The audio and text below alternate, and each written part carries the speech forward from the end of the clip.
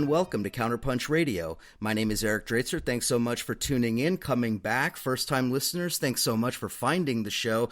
Regular supporters, always so grateful to you guys for keeping Counterpunch going. That fund drive was... Well, it was interesting, and it was long, and kind of sucks, but hey, that's what happens when you do independent media and you're not actually beholden to all those corporate interests, and you're not actually getting some conspiracoid check from George Soros or whatever the right thinks left media does. We are actually independent, and we do depend on you guys, and so it's so appreciated. And if you're not yet a subscriber to Counterpunch, in particular the print magazine, please consider doing that. It's a great way to support Counterpunch, even when we're not in our fund drive, and hey, you get a paper magazine out of that, and frankly, who even does that anymore? So, you could also donate through the PayPal. You can pick up the phone and call the Counterpunch office, whatever you want to do. We are seeing attacks on media, and the attacks are coming from numerous directions, not only from the White House, but from corporate-controlled entities and so forth. So it's all the more important that we get involved in supporting our media and our spaces on the left. So with that out of the way, I'm very excited to talk to my guest today. I say that I'm excited to talk to my guest all the time, but in fact, in this particular case, I've been looking forward for a number of weeks, and anybody who's following me on Facebook knows that I posted about this book like 2 weeks ago, talking about, I think, how important it is and how important this conversation is going to be. So without any further ado, I'd like to welcome onto the show Bradley Hart. Bradley is the author of the absolutely critical new book, Hitler's American Friends, the Third Reich Supporters in the United States. And just a little bit about Bradley. He is an assistant professor at Cal State University, Fresno. He's the author of, obviously, the book I just mentioned, and the previous book, George Pitt Rivers and the Nazis, as well as the co-author of The Global 1920s, Politics, Economics, and Society. So much to discuss. Bradley, welcome to Counterpunch Radio. Well, thank you for having me, and thank you for that very kind introduction. I hope I live up to the expectations here. Well, we shall see, won't we? So, no, I'm kidding, of course. It is great, and the book, it not only does it live up to expectations, it's so critical right now, I think, given everything that's going on, given what we're, I guess you could say the history that we're living through. So I guess we'll just kind of start there. Can you tell me a little bit about the book, and specifically the genesis of this book? When did this begin? What drove you to write it? And how has it evolved into this final product? Well, I think you're absolutely right to say this is an important book. And this book turned out to be a little more timely than I had originally expected. I actually started working on this project in late 2014, early 2015. And when I first started talking to people about the idea that I had, the response was sort of, why do you want to work on this? This is kind of strange. Who really wants to read a book about these obscure folks from the 1930s? This is sort of forgotten about stuff, and it should probably stay forgotten. So as time went on, of course, and we saw the rise, I think, in a lot of ways, or a new renaissance, let's say, of the far right, this book became more and more relevant. More and more people started taking an interest in it. And then, of course, with the 2016 election and all of the shenanigans we saw surrounding that, this book became very, very timely indeed. And so I think this is an important book, and I'm really enjoying talking to people about the findings in this book. I think they are really important. And I think this is also a part of American history that we have forgotten about. And I think that's actually really frightening in a lot of ways. There's no doubt about that, and frightening, I think, is an important word, but it's also, I think illuminating, because it's very easy to separate ourselves and our history from that of the Nazis and from that of fascism in general. I mean, obviously the U.S. has its own unique history, that of the far right and Jim Crow and slavery and all of those things, but fascism we typically think of as this sort of European phenomenon. But in reading your book, it's obvious that A, that's not exactly true, and B, that the history seems to have been almost erased. So tell us a little bit about, let's say, how American this fascism really was in the 1930s. Well, that's absolutely correct. I was actually listening to some right-leaning talk radio earlier today just to sort of see what was going on, and they were actually talking about fascism in a very negative way, of course, because fascism has become a buzzword for evil in this country, and for very good reasons. I don't think anyone would dispute that, and it's gratifying to see that the contemporary right is at least saying that. But this is the disturbing thing that comes across in this book, is that fascism was fundamentally a European phenomenon, but it also had a huge number of adherents in this country as well. And actually, there were adherents in Latin America. I talk about the Mexican fascist movement really in passing in this book, but there's fascinating history there too. But what's really disturbing is that in the mid-1930s, fascism became Americanized. And it became Americanized because there were fascist leaders who began combining the symbols of Nazism, combining the actual swastika, combining Italian fascist symbolism with the American flag, and making the argument that, in fact, fascism and National Socialism were not only compatible with American values and American ideals, but were actually a better way of preserving them than a democratic system. And to cite just one example of how frightening this rhetoric became, in 1939, the German-American Bund, which is one of these very large-scale groups, which I'm sure we'll talk about more than 100,000 members across the country, they actually hold a George Washington birthday party at Madison Square Garden that becomes a violent confrontation between the police, counter-protesters, and their own supporters, who are in some cases armed. But one of the most provocative things they say in this rally is that if George Washington were alive today, he would be a Nazi. And so it's trying to combine these ideas of Americanism and American ideals with the sort of sheer power politics and the appeal of fascism in this period. Indeed, and it really did have a tremendous appeal for a lot of different reasons. I mean, it's obvious, I think it's probably self-evident to everybody listening to us that, you know, the economic situation in this country in the 1930s and how that would breed this sort of ideology. But I think that one of the things that the book really illustrates is that it goes so far beyond just the economic circumstances and climate as if this was just a purely natural and organic development. And in fact, I think one of the really interesting findings in this book is that it is this bizarre sort of combination of a natural outgrowth of American history and American politics, but also something that was very deliberately, if not orchestrated, then certainly managed and manufactured. Absolutely. I think one thing that we forget today is that fascism tells what was at the time, and in some ways we could argue still is, a very tempting story. So if you think about the basic historical story of fascism in every country, it goes something along the lines of this. It always starts out with an idealized former past. In the German case, this is the sort of Germany in the Roman period where they defeat the Roman legions, maintain their independence. For Mussolini and the Italians, it's all about the ancient Roman Empire. So actually kind of the other side of that historical story, which is always ironic.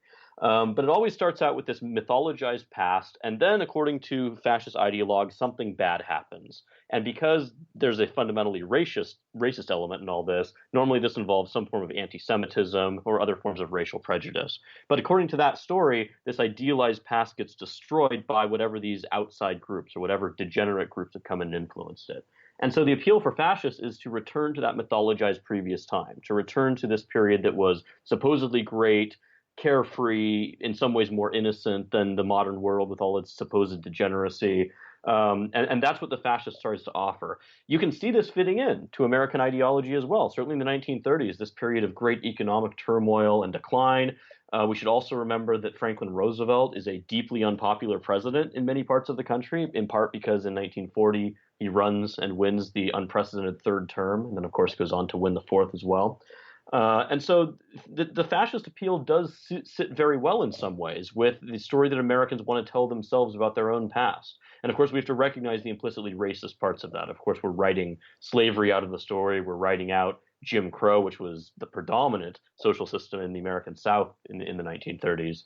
But the appeal of fascism, I think, is very clear in some ways. And Jason Stanley's new book talks about this when he looks at the sort of pillars of fascism, I think, very effectively. And I think his book and my book really speak well to each other in a lot of senses in trying to unpack why fascism is, in fact, so popular both in Europe and, as I show, in this country.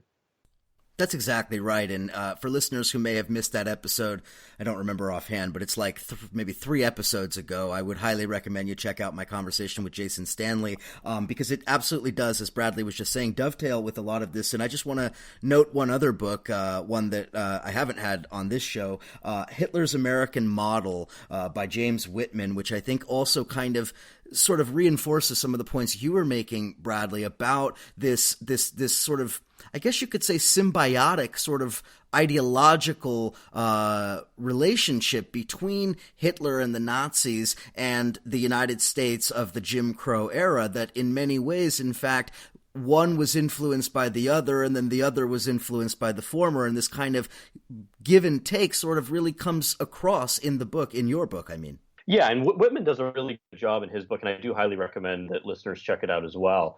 But he talks about influence that the United States had on Nazi Germany. And this is, again, an almost completely unknown story. We're only really now beginning to unpack it, fortunately. But it does appear, and he shows convincingly, that Nazi jurists actually looked at Jim Crow legislation as a model for what they were doing in the Nuremberg laws and other forms of exclusionary legislation. One thing that Whitman, I would argue, doesn't talk enough about, actually, is the influence of eugenics. Which I actually did my PhD on. That was kind of what started me on this journey, looking at all of these symbiotic relationships. But the eugenics movement in the United States was very strong in this period. California, my home state, actually had the largest eugenics sterilization program in the world up until Hitler takes power. And so the Nazis do look at the United States for these things. But as I show in the book, what's interesting is that they have a very poor understanding of the United States. So Hitler himself doesn't really think the U.S. has any future as a world power because of its racial diversity, actually, because he thinks there are too many supposedly degenerate minorities in the U.S. And of course, he's completely wrong on that, as the Second World War shows. But he does admire the racial legislation. He admires the legislation in the South. He also admires America's industrial capacity. And this leads him, by extension, to become a great admirer of Henry Ford, who kind of admires Hitler in return, as I show in the book. So the Nazis have this very odd view of the United States, and I think this leads them to make a number of strategic judgments, fortunately, that lead them to never really take advantage of the network of supporters they had in this country. But there's no doubt, I think, from the recent scholarship we're talking about, that the Nazis looked to this country for a great deal of inspiration and for practical advice on how their ideology could be applied.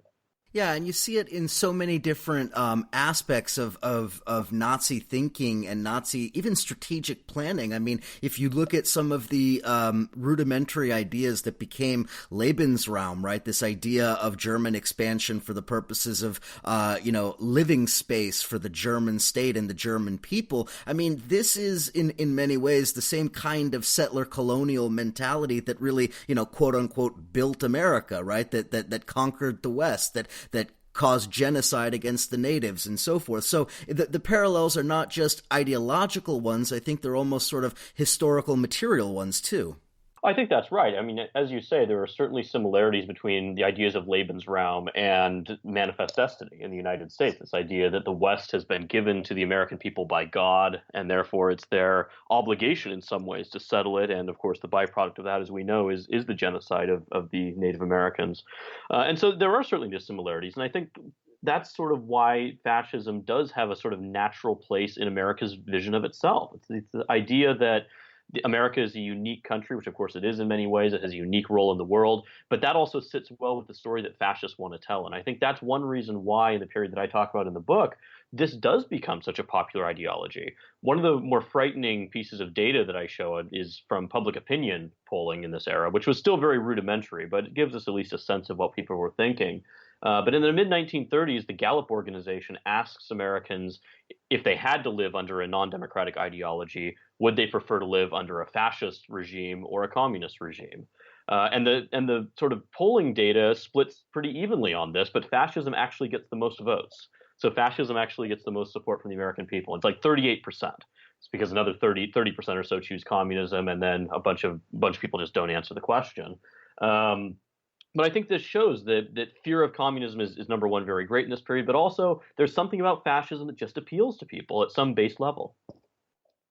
No doubt, and that we'll probably spend some more time talking about that, but I do want to kind of address some other points that are brought out in the book that you go into great detail that I think are critically important. One that you were kind of alluding to a little bit already is this sort of very interesting combination of direct intervention, let's say, subversion, espionage, all of these different things that the Nazis had operatives in the United States that were doing propaganda work and so forth, although the extent to which it was really effective is, I think, debatable, and you point that out in the book. But there's also this sort of natural affinity. So there really does seem to be a combination of the Germans actively trying to divide the country, divide public opinion, insinuate, Nazi ideology into the national discourse, but also a sort of natural fit, just as you mentioned, where it kind of works its way in organically.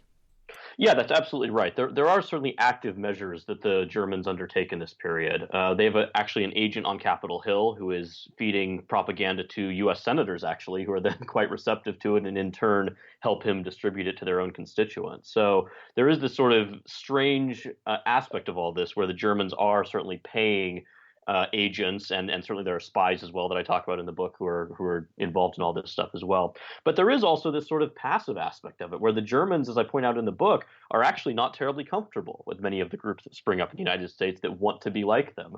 The German-American Bund I was mentioning a moment ago, Hitler always keeps it to arm's length because he's afraid that they'll create an international incident and end up dragging the U.S. into the war.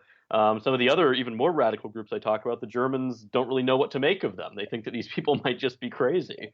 And so that's another interesting aspect of this, that the Germans themselves don't really know what to make of their own supporters.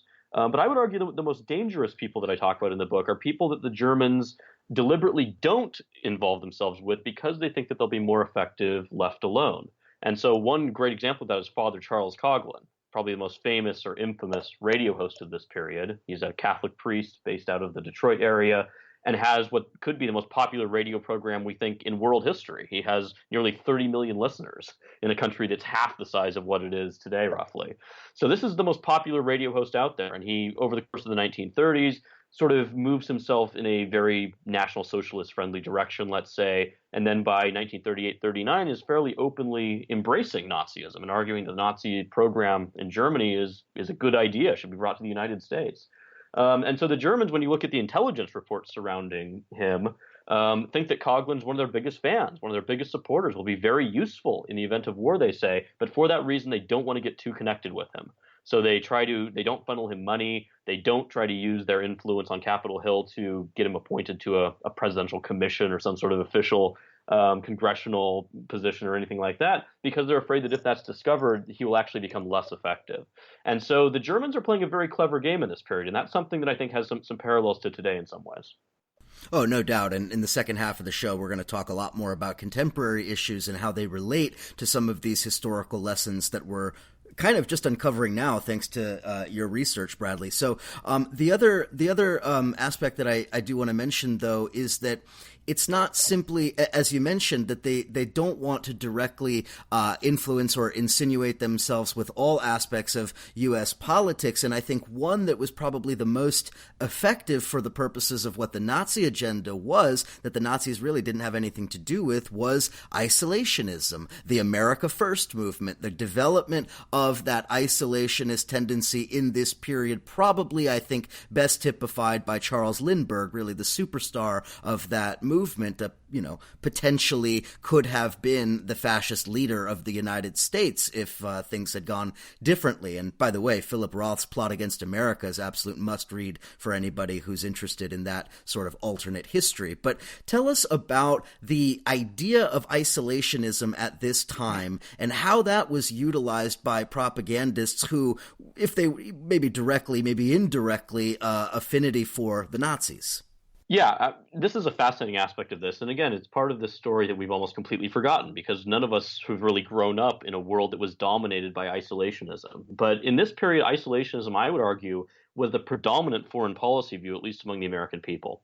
And that's a phenomenon that goes back to the earliest days of the American Republic. George Washington, in his farewell address as he leaves at the end of his second term, calls upon Americans to remove themselves from European conflicts that they have really no business in. And in fact, he goes on to say, we don't know enough about it. We don't need to get drawn into these ancient feuds and ancient conflicts.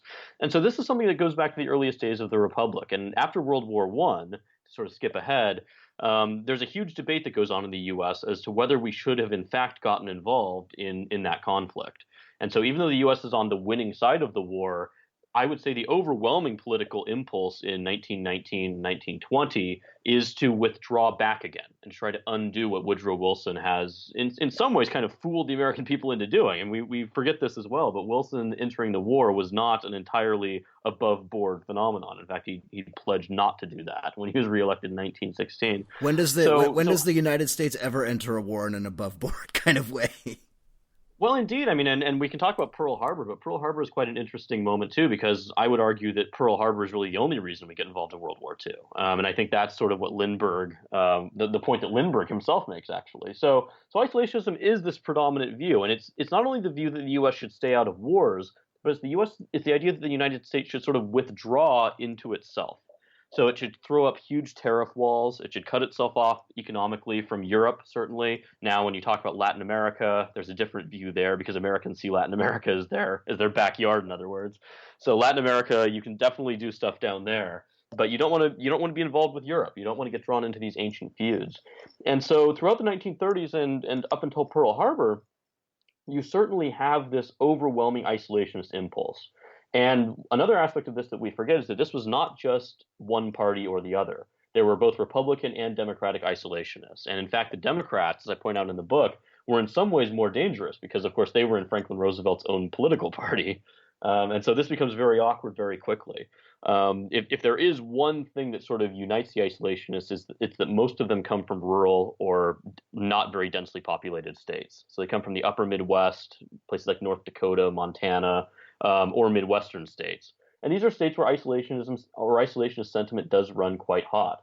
And so when Franklin Roosevelt begins trying to nudge the U.S. into aiding the Allies, so aiding Britain and aiding France when they're facing the German onslaught, and almost certainly, incidentally, would have been defeated, the British, had Roosevelt not been able to do this.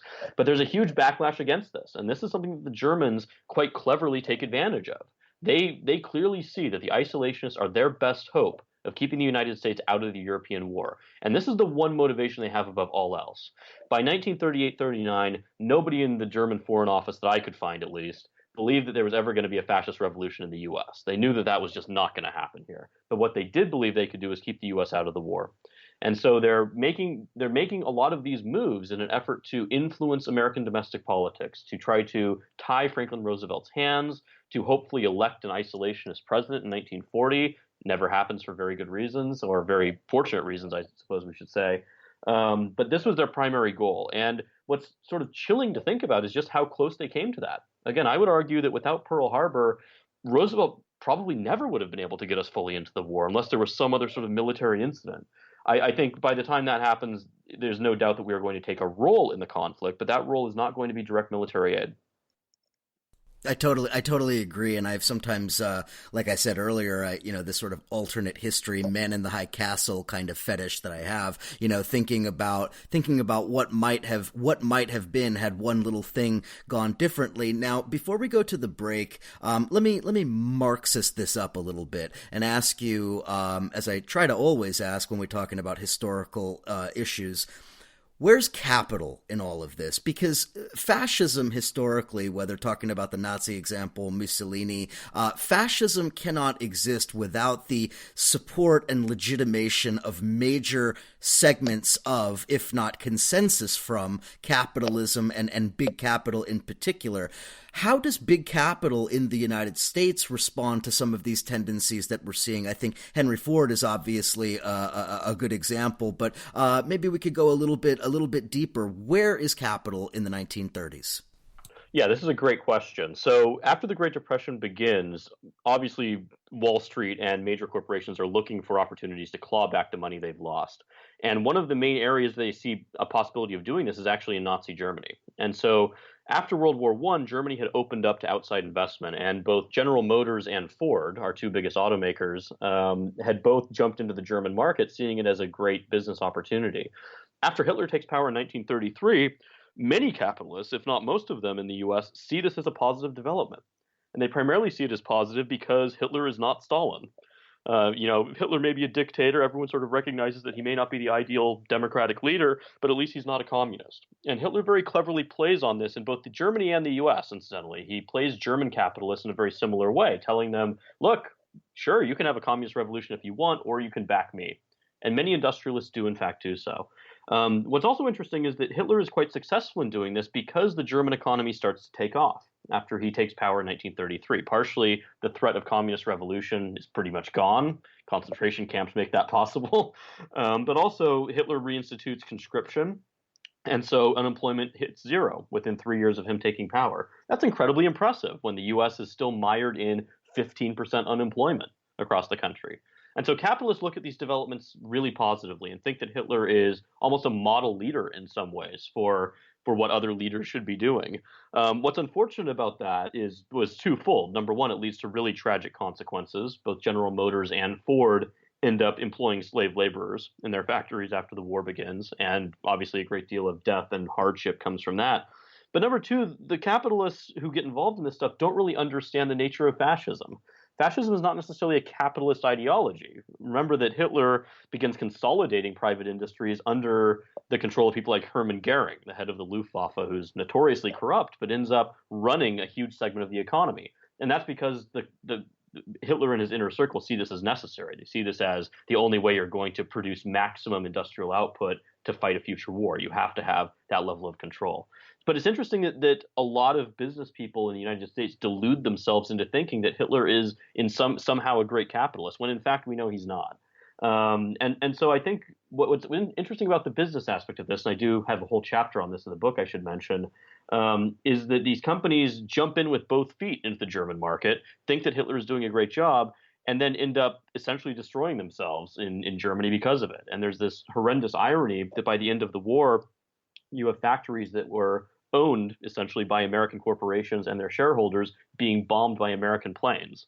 In some cases, planes being manufactured in the same company's factories in the United States.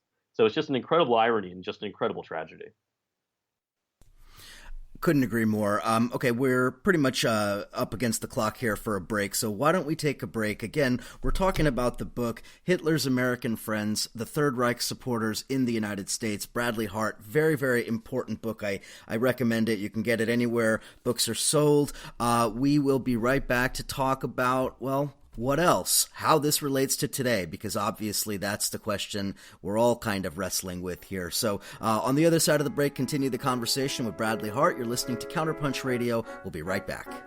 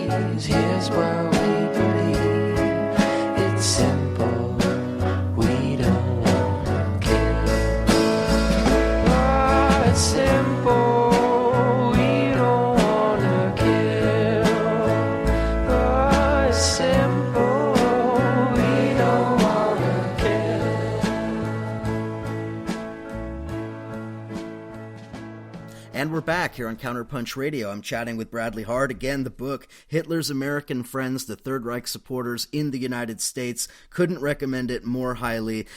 So picking up where we left off before the break, well, I guess I'm not really picking off, but we talked a lot about the history of Nazism and fascism, broadly speaking, and how that is in some ways an inseparable part of, or at least connected to, the very fabric of this country. But now it does seem that we're living through a historical moment. The parallels to what we're talking about here, I think, are fairly obvious, but I do think it's important that we kind of go through this in a, let's say, an academic sort of way. So you're writing this book. You started, I think you said, in 2014. You're writing this book, and as the events are unfolding leading up to 2016, walk us through, I mean, what are you thinking as you're doing this research and you're turning on the news in the evening? Well, getting more and more terrified, I think, is the short answer to that.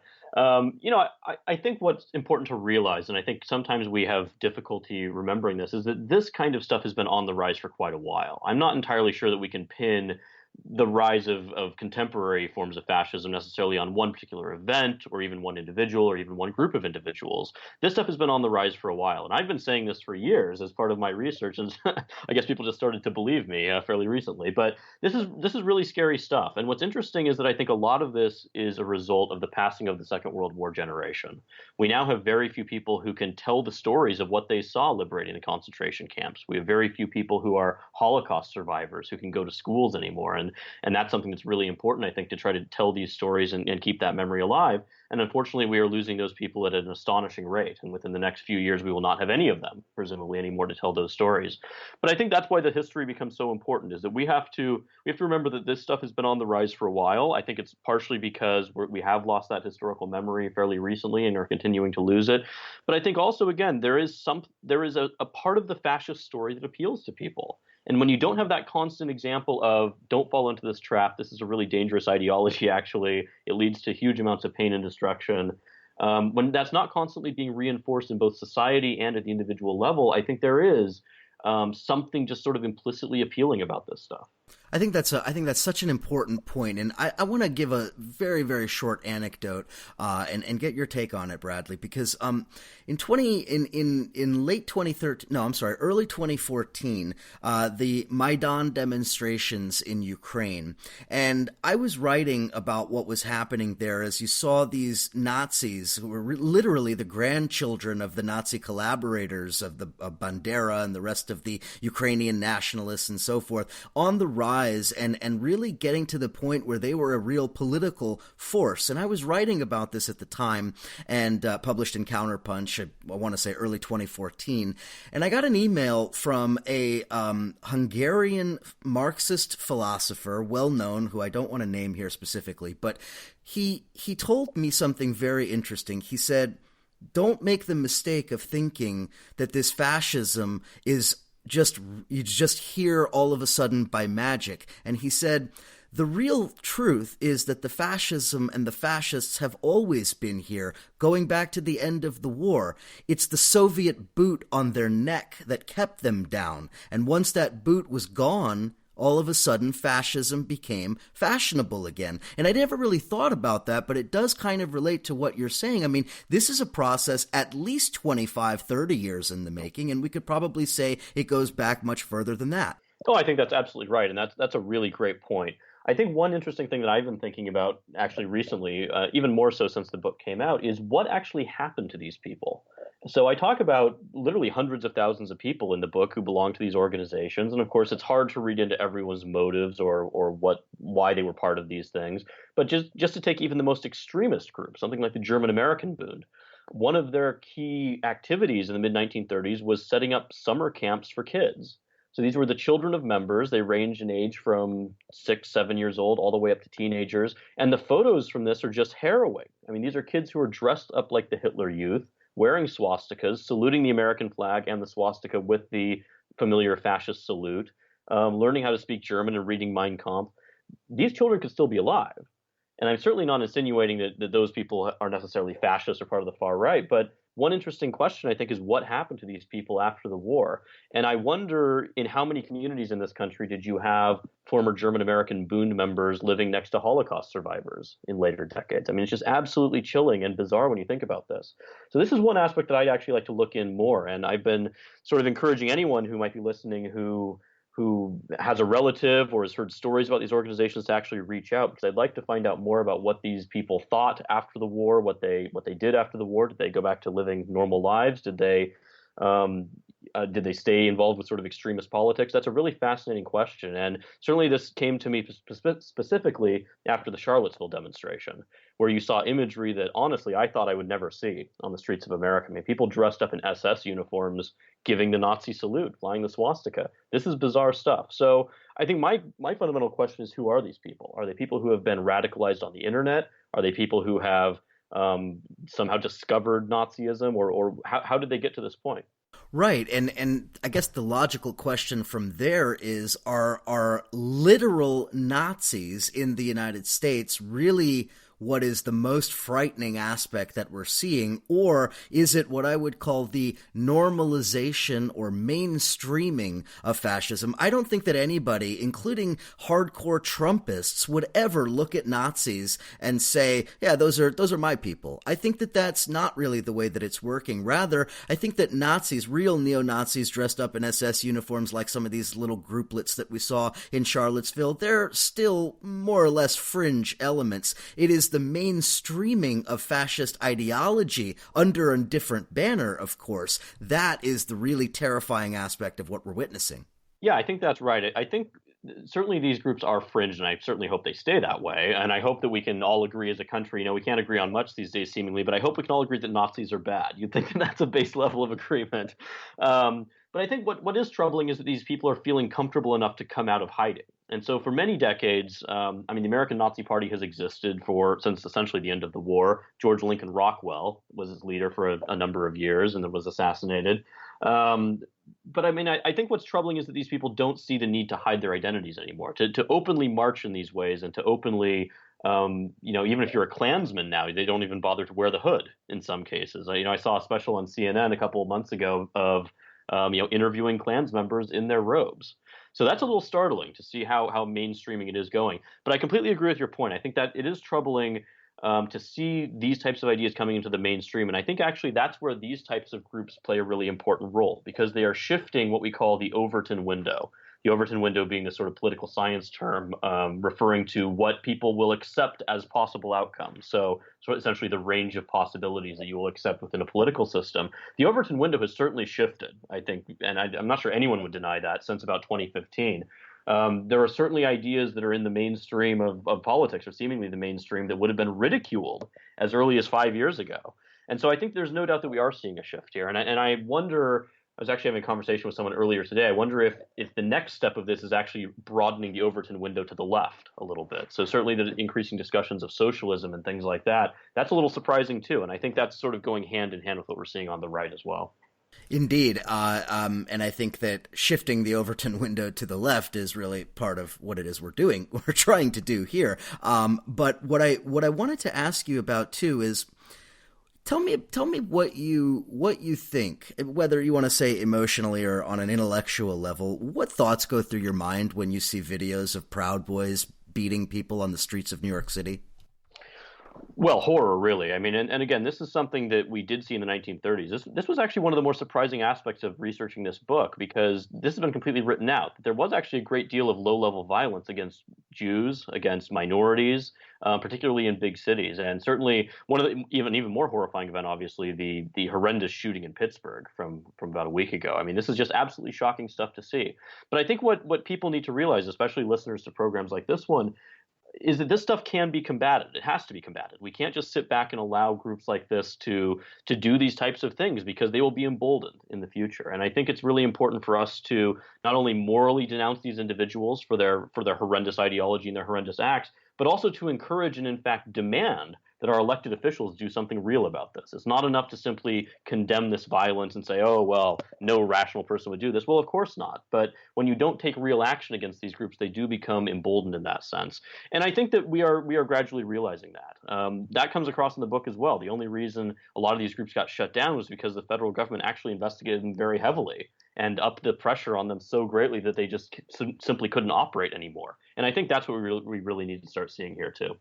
I agree with that, although one of the things that really is troubling is that I think that many people within the political establishment, I mean, certainly the Republican Party and even to some degree even in the Democratic Party, see a danger in addressing that because especially for Republicans, that's a big part of their base they're alienating if they start going after and calling for investigations and all of this stuff, which is going to your point about the shifting of the Overton window and what is acceptable as far as a political base goes. And then, the second part of that too is, and this is the part that I find really kind of interesting to consider, it almost seems that now one of the real obstacles to combating this rising fascism is the deluge of information. It's so difficult to even get people to focus on one particular thing, like a fascist gang romping through the streets of New York or,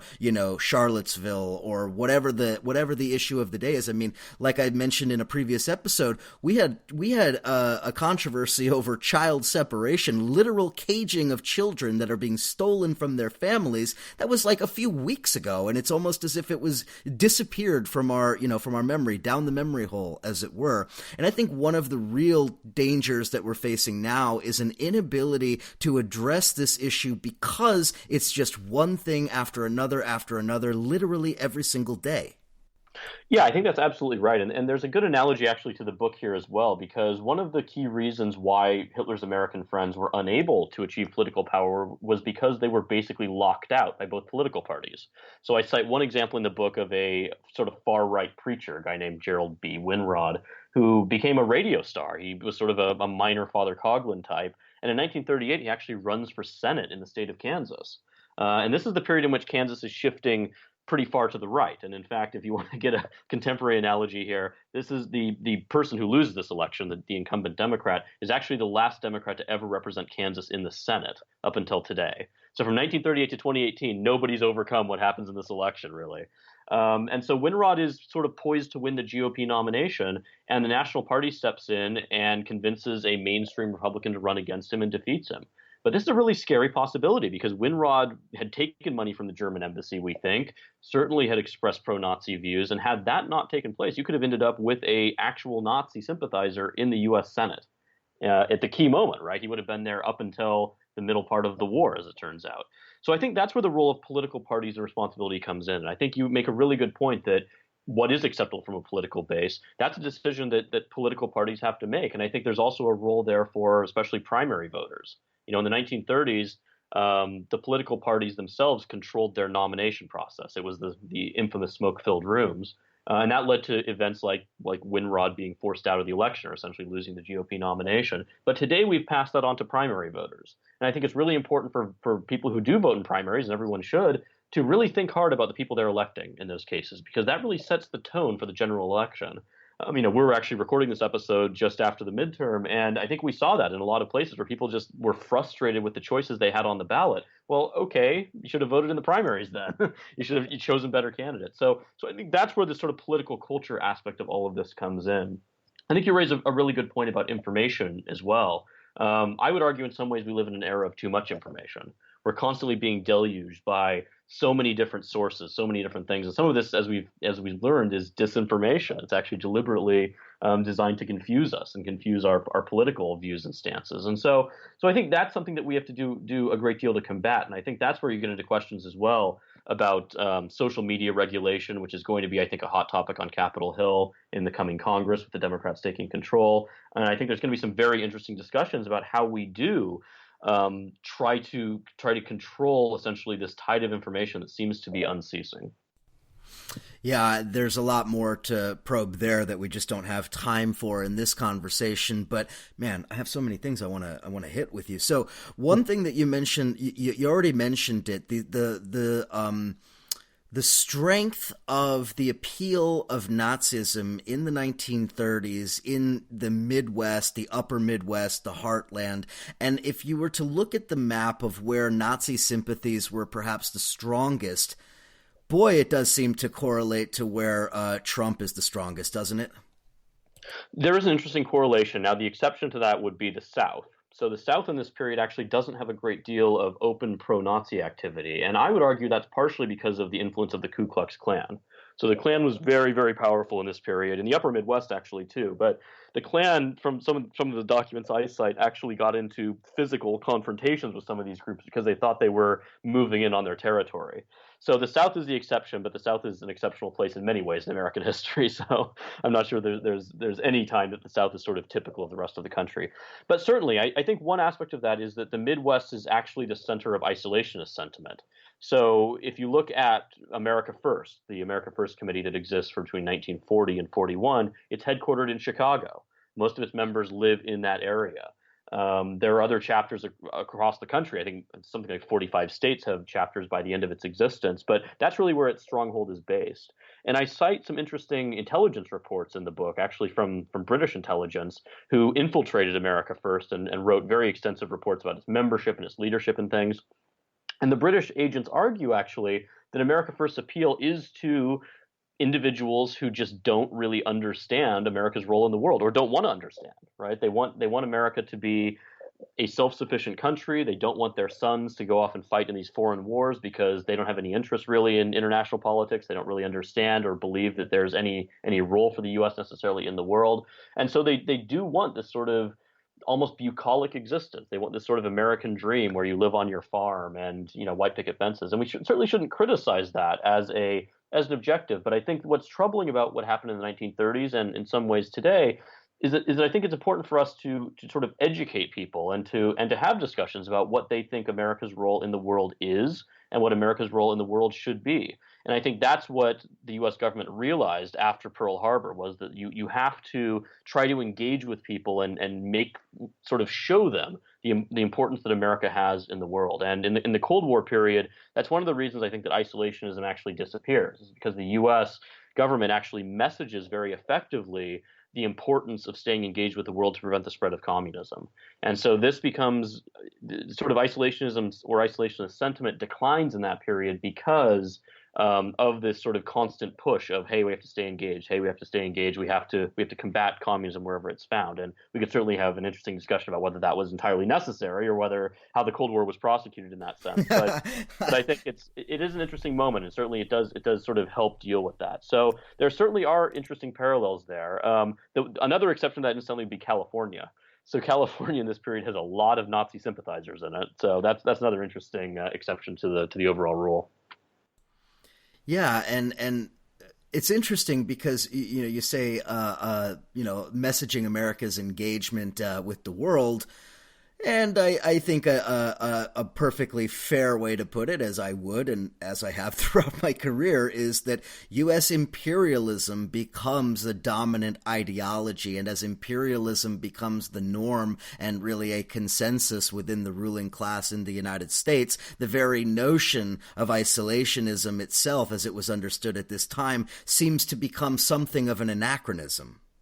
Yeah, and there's actually an interesting afterlife to isolationism. So I've looked into this a little bit after actually finishing this book. But when the Vietnam War really begins heating up, there's an interesting discussion and actually fight that emerges between a lot of the former America Firsters. Because, of course, these guys were isolationists during the 1930s, so you'd think that they would be opposed to the Vietnam War. Well, as it turns out, they're not.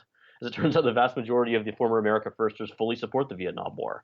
And so there's an interesting, I think you raise an interesting point, that there is an ideological shift that takes place there. And so you see people who formerly didn't want America to be engaged in the world at all, fully signing on to sending hundreds of thousands of men to die in Southeast Asia. And so there's an interesting shift that takes place there.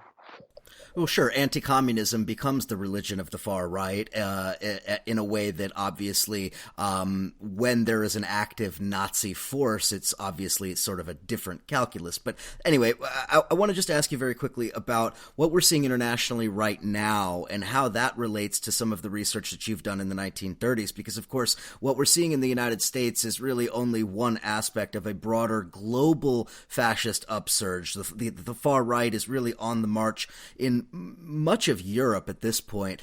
Certainly what we've seen recently in Brazil with the election of Bolsonaro, and really a fascist leader down in Latin America now, which of course calls to mind a very, very nasty and sordid post-World War II history of Latin America. So we're seeing a global resurgence of this fascism. And I guess I want to ask you, what lessons do we take from the 1930s that we can then apply in a global perspective in addressing what we're seeing around the world? Well, yeah, I think that's a really great and important question, and certainly the analogy to the boys in Brazil was the first one that came to mind for me when we saw this election unfolding. You're absolutely right. There's a fascinating and sordid post-war history in Latin America with some of this stuff. I think there's a couple of lessons. I think there's very little doubt in my mind that the reason, or one reason, we're seeing this is because of the aftermath of the Great Recession. In most of these countries, while the stock market has recovered, that doesn't mean recovery for the man on the street. And so, we can cite all sorts of data in this country talking about how wages haven't risen, how the plight of the average working man and woman hasn't really improved since then. Everything's been stagnant now for several decades, actually, even from before then. So I think that's one of the primary reasons why we're seeing a resurgence of this. There is a feeling that the prior political class, and in some ways what remains of the prior political class, simply couldn't deal with the problem. And that's exactly what we saw in the 1930s. That's exactly why these far-right parties began coming to power, because the view was that democracy is broken, that democracy just doesn't have the political will, the system is too corrupt, it simply can't do those things. And so I think, I don't think that we're heading for a third world war here. I don't think that there's necessarily these structural aspects in place for that to happen. Fortunately, Europe has pretty demilitarized for exactly this scenario, right? I mean, this is why they demilitarized after World War II. So I don't think we're heading for that necessarily. But I think we are heading for a time in which we're going to have to very stridently make the case, as anti-fascists, I should say, we have to stridently make the case for why fascism is wrong. We're going to have to point out where this ideology leads. We're going to have to point out the human costs of this. And unfortunately, in the 1930s, that was only done when there was huge amounts of death and destruction. And again, I don't think we're going to get to that necessarily, but I think it's important to begin discussing where this logic leads, where these types of policies may go in the future. And that, I think, is the way to begin counter-messaging this stuff. Couldn't agree more, but one point that has to be made, and the commie in me will come out here, is that part of the reason why there was effective anti-fascist action in the 1930s was because there was an organized socialist and communist left, one that was organized not purely only around political parties. It was very much embedded in organized labor. It was very much embedded in a number of institutions in this country, including even in places like the upper Midwest, where socialism, the very concept of socialism, was not a taboo subject at all. And I mean, we can go into the populist movement in the 1890s and how that evolved into the early 20th century, but we probably don't have time for all of that. But fascism did not have a clear path to state power in the United States, nor did they have a clear path to street power in the United States. Because you had communists and anti-fascists who were willing to confront fascists in the streets and say that you cannot show your face, you cannot march through our streets. We saw that in London as well, with Mosley and the fascist elements there, the Battle of Cable Street being the famous example of that. So that aspect of not just street battles, but street organizing, it does seem to be missing. I mean, we have protests, we have mobilizations, but I'm not sure we're really in a position right now to confront what it is that we're seeing rearing its ugly head. I think that's right. And I think that maybe the most important organizational aspect that's missing that you just mentioned is actually the labor movement. I think the decline of unions in this country has set the stage for this in many ways. And that was one thing that I've been fearing for a while since I started doing this research, because, as you say, unions were one of the primary organizational vehicles opposing fascists quite actively in this period. And we could go, labor history is really fascinating in this regard, but that is one key aspect that's missing. I think you're going to see more of that. I mean, I think you're going to see more and more sort of street protests. You're going to see counter-organization against that. But unfortunately, again, because labor unions have been so diminished in this country, we're not going to ever, I think, well, I mean, or foreseeably have at least that level of counter-organization, unfortunately. All right, we're just about out of time, but I did want to just kind of put a bow on this if I could. What I have written recently, and not to force people to go and read it, but the article that I wrote in August, which I've gotten a lot of feedback on, which was titled "Trumpism: The Real Danger of Donald Trump." And what I argue in that piece is that Donald Trump is, of course, a singular figure in many ways. But what is developing around him, this movement that's congealing around him, this movement is going to live on well past the time that Donald Trump exits the political stage.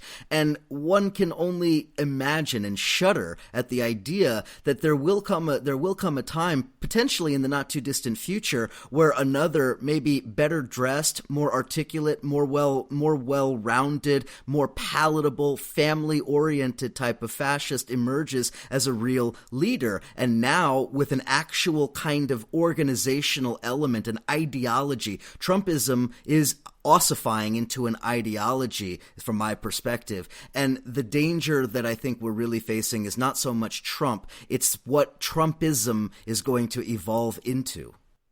Well, I completely agree. I think, and this is something I've been saying for a number of years now. But I think Trump himself.